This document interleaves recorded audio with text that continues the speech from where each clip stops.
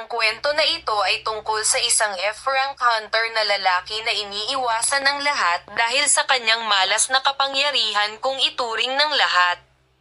What's up mga quiz? Sana ay samahan niyo ako sa aking unang manhwa recap. At kung sakaling magustuhan mo ang recap ko, papindot naman ng subscribe button. At click mo na rin ang notification bell para lagi kang updated sa ating mga paparating na bagong video. Nagsisimula ang ating kwento sa isang lagusan kung saan nagtitipon at naghahanda ang mga tao para pasukin ang Demon Realm. At habang naghihintay sila sa pagpasok ay makikita natin ang isang tao na tinatawag ang Special Team para maghanda. At habang naghihintay sila sa pagpasok ay sinasabihan ang mga kasamahan nito kung kumpleto na ba ang mga dala nilang supply at magsipaghanda na ang bawat team sa kanilang mga pwesto dahil malapit na nila pasukin ang Demon Realm.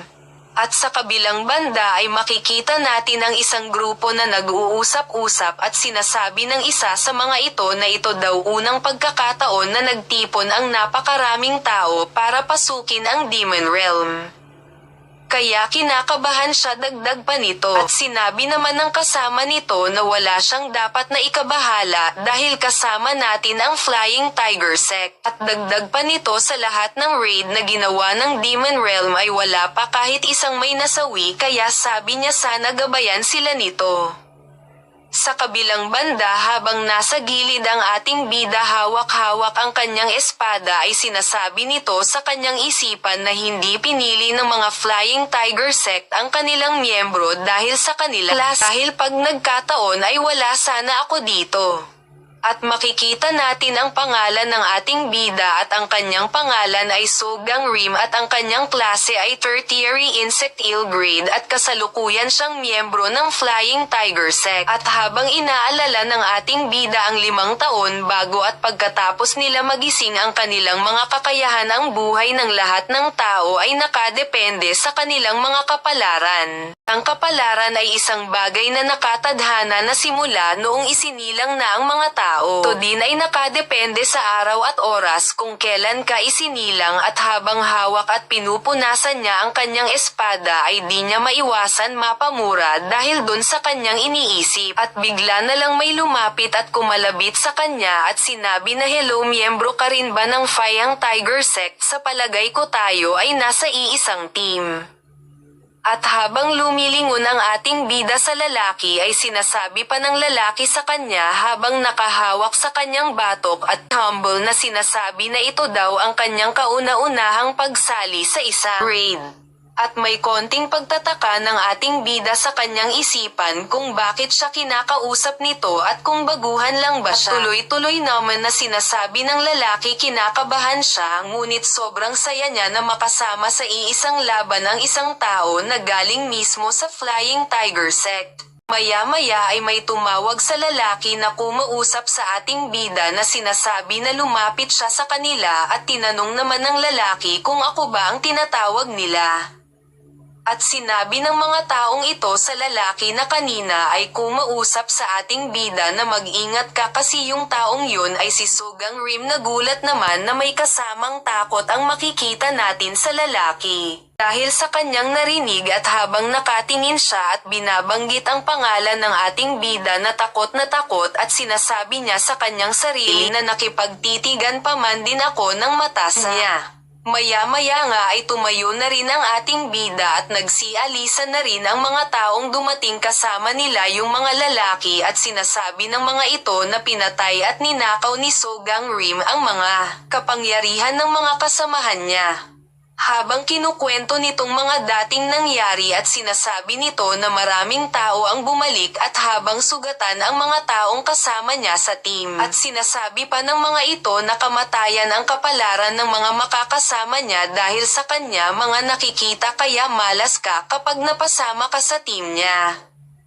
Habang nakayuko ang ating bida sinasabi niya sa kanyang isipan na lumabas at kumalat daw ang mga ganong balita dahil sa kanyang kapangyarihan.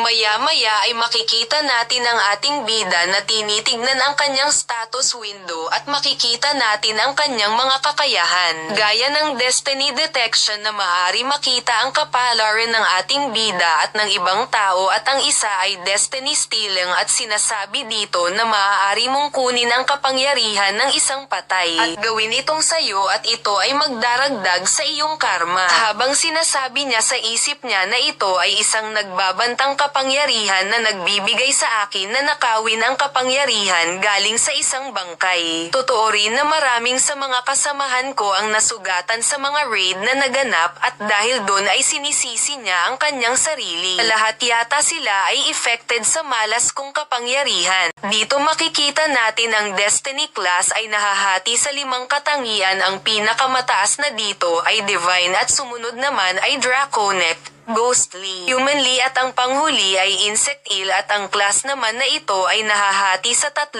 at ito ay primary grade, secondary grade at ang tertiary grade at sinasabi ng ating bida na ang kanyang class ay ang pinakamababa sa lahat. Sa madaling salita ang kanyang kakayahan ay walang lakas para pumatay ng isang awakening. Sinasabi pa niya na may ilang kondisyon din na kailangang matupad para magamit ang kapangyarihan ko. Habang nakayuko ang ating bida ay sinasabi niya sa kanyang isip na kahit isa wala pa akong pinatay. Kahit ninakaw na kapangyarihan at dito ay makikita natin nagagalit at sinisisi niya ang kanyang sarili dahil sa mga nangyari.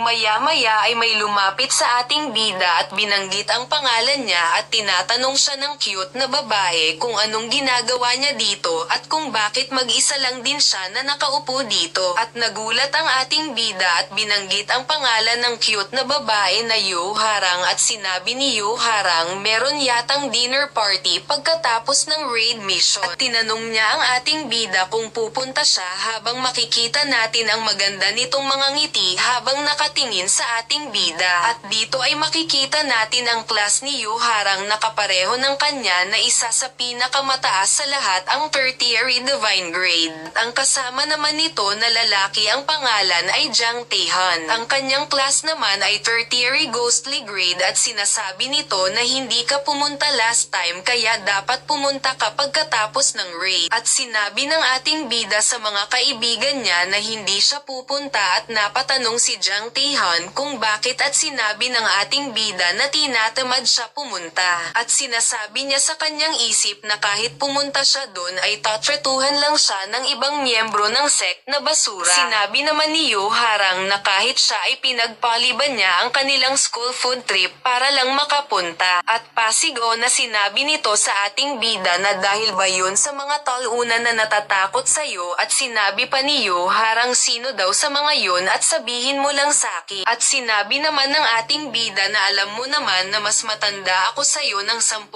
taon at sinabi naman ni Yu Harang pero mas mahina ka kesa sa'kin. At pangiti naman siya nilapitan ng mga kaibigan niya at sinabi ni Jang Taehan andito ang lahat kaya dapat siyang pumunta.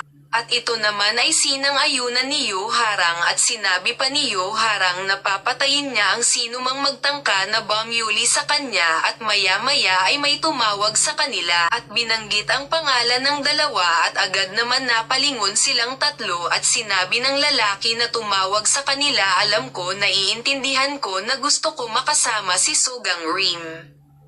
Pero magsisimula na ang ating raid kaya balik na kayo sa inyong mga posisyon. At dito makikita natin ang pangalan ng lalaking tumawag sa kanila. Ang pangalan nito ay Kang Do-yun at ang kanyang class secondary humanly grade. At sumagot ang dalawa dito na sige babalik na kami at nagpahabol pa ang kaibigan ni Sogang Rim na si Jang Taehan na mag-promise daw ang ating bida na pupunta siya sa dinner party. At tuluyan na nga silang nagpaalam sa isa't isa. At nilapitan naman ang ating bida ni Kang Do-yun habang nakaakbay siya sa balikat ng ating bida at sinabi sa kanya na ingat siya sa raid. At sumagot naman ang ating bida na ang grupo sa unahan ang mas mapanganib dahil nasa likod lang naman ako. At sinabi pa ni Kang Do-yun na nag-alala pa rin ako kasi hindi kita kasama sa grupo ko at sinabi naman ng ating bida na salamat. At naghiwalay na silang dalawa at sinasabi sa isip ng ating bida habang papalayo kay Kang Do-yun na sana ay makalaban din ako sa tabi niya.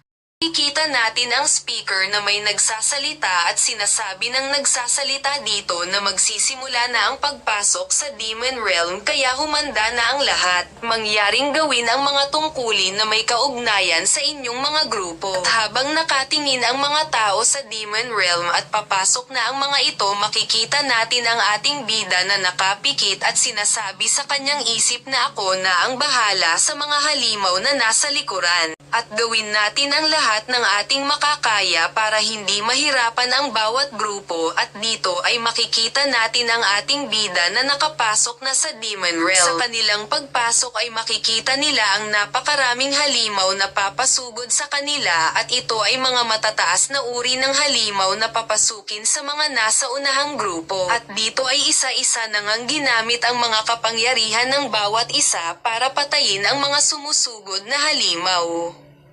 At dito ay makikita natin ang halimaw na lobo na aatake kay Kang Do-yun at agad-agad naman itong napatay at pati na rin ang ibang halimaw na sumugod sa iba ay napatay na. Sa kabilang banda ay makikita natin ang halimaw na lumabas na tinatawag na Sugwis. Kaya ang mga nasa unahang grupo ay naghanda na ulit para umatake at makikita natin ang halimaw na sumisigaw ng malakas. At nagsasabi ang leader ng grupo na kami ang bahala sa mga mababang uri ng halimaw. Fokus lang sila sa kanilang mga kalaban at sa kabilang banda ay makikita natin ang parang mga goblin na may mahahabang sungay at namumula na mga mata na nanlilisik ang mata na aatake sa kanila. At mabilis lang naman nila itong napatay at makikita natin ang ating bida na kinakaharap ang isa sa mga halimaw at napatay niya na ito dahilan para tumalon sa puno ang mga dugo nito. At dahil sa sobrang dami ay pagod na ang ating bida dahil di niya inaasahan na sobrang dami ng halimaw at napapasabi siya sa kanyang isip na nasa malalim na siyang bahagi ng realm. Kaya nahihirapan na siya makahinga dahil sa demonic energy. Dahil sa sobrang pagod ay di niya napansin ang isang halimaw na nasa kanyang likuran na aatake sa kanya dahilan para siya ay masugatan. Dahilan para siya ay matamba at mapahiga at ito naman ay napansin ng iba pang mga halimaw kaya susugurin nila ang ating bida.